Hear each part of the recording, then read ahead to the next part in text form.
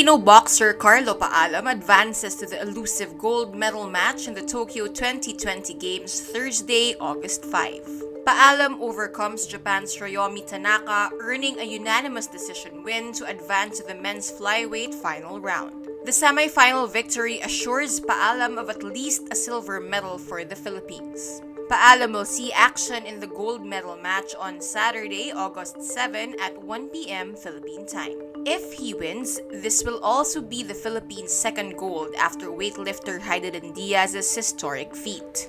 Meanwhile, Marcial falls short of a final spot in the men's middleweight class after a split decision loss to Alexander Kizniak of Ukraine. Marcial ends his Olympic campaign with a bronze medal for the Philippines.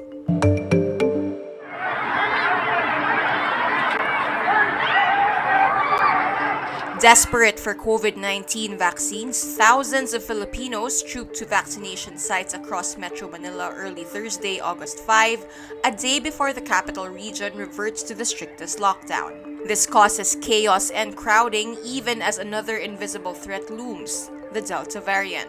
In Manila, police estimate the crowd number to be as high as 22,000 across 4 malls operating as vaccination hubs, forcing the city government to stop the vaccine drive in one mall. The Manila city government says many residents who fell in line supposedly read false information that unvaccinated people are not allowed to leave their homes.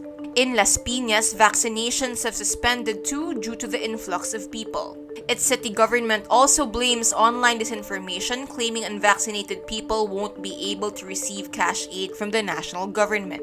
On July 28, or a week before the Metro Manila lockdown, President Rodrigo Duterte said he wanted police and barangay officials to prohibit unvaccinated people from leaving their homes. But Palace spokesman Harry Roque does not see Duterte's threat as part of the reason why people swarm vaccination sites in Metro Manila. Tingin ko po may mga nagpapakalat talaga ng fake news. Meron po talagang walang matinong ginagawa sa buhay nila. Ewan ko ba ko ba't hindi pa sila ma-COVID, no? Meantime, Police Chief General Guillermo Eleazar takes back his earlier statement and now allows the use of private vehicles for fetching authorized persons outside of residence. But Eleazar says the fetching scheme will have the following requirements: certificate of employment for the APOR workers, copy of the employer's business permit, and certification from the employer indicating the name, contact number of the driver and employer, and vehicle details.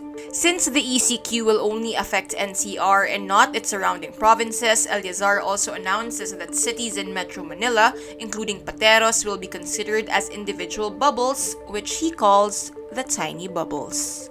As the country braces for another surge, the One Hospital Command Center of the Health Department on Thursday reports around 600 calls in the past 3 days. This is a 50% jump from the 300 daily calls they received in July.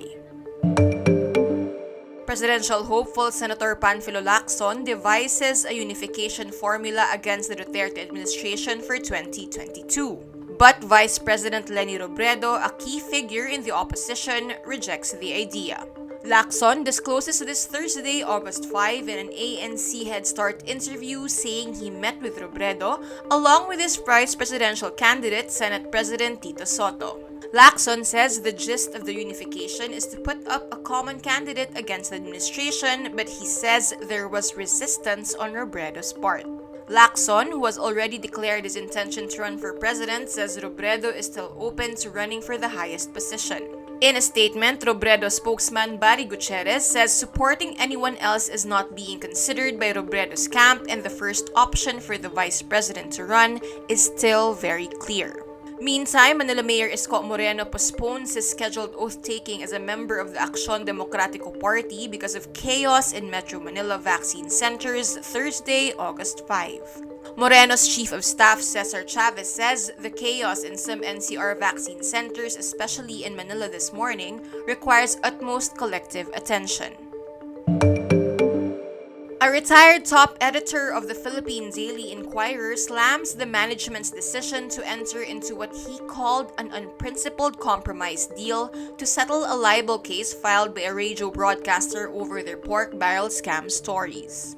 Former executive editor Jose Maria Nolasco says the Inquirer management got suckered into accepting a compromise deal that is unprincipled and lopsidedly favorable to DZBB radio broadcaster Melo del Prado. In an interview with Rappler on Wednesday, Nolasco said Inquirer faced more serious libel cases in the past, yet the management did not back down and succumb to such unprincipled deals. A day after receiving the draft of the deal last February 21, Nolasco sent a letter to Inquirer chairman Raul Palabrica questioning the management's decision. Nolasco didn't receive any response. Of the 5 respondents, Nolasco and 2 others refused to sign the deal and were told they should find their own lawyers to pursue the case. Nolasco adds the story underwent meticulous vetting under the late editor-in-chief Leti Jimenez Magsano. Under the management-backed compromise deal, Inquirer agreed to issue a newspaper front-page apology to Del Prado, post an apology on Inquirer.net's main page, with the article's comments feature disabled, provide Del Prado with 1.5 million pesos worth of advertising space, and purge 10 specific articles that link Del Prado to the scam from the archives. In 2014, Del Prado filed a libel case against Nolasco and 4 others over the newspaper's reports on the 10 billion peso pork barrel scam. The Inquirer report mentions Del Prado as among the media personalities who supposedly received advertising money from the National Agribusiness Corporations or NAPCOR, a vehicle for the diversion and misuse of lawmakers' discretionary funds. Businesswoman Janet Napoles was the mastermind of the pork barrel scam. Online learning platform Nas Academy insists their online traditional tattooing course by renowned artist Whang-Od is not a scam. In a statement released on Facebook on Thursday, August 5, Nas Academy insists Whang-Od gave her consent. They said that Whang-Od's niece translated the project contract and was present when the artist placed her thumbprint on it. They also included a video of the apparent contract signing in their statement. The Nas Academy is led by vlogger Nuseyin Yassin, popularly known as Nas Daily. It came under fire on Wednesday, August 4, after Whang-Od's grandniece, Grace Palicas, called the tattoo course a scam. The tattoo course is one of several featuring Filipino creators and was featured on a page on the Nas Academy website before being taken down. It offered an opportunity to learn the ancient art of tattooing from the 104-year-old Whang-Od for a course fee of 750 pesos.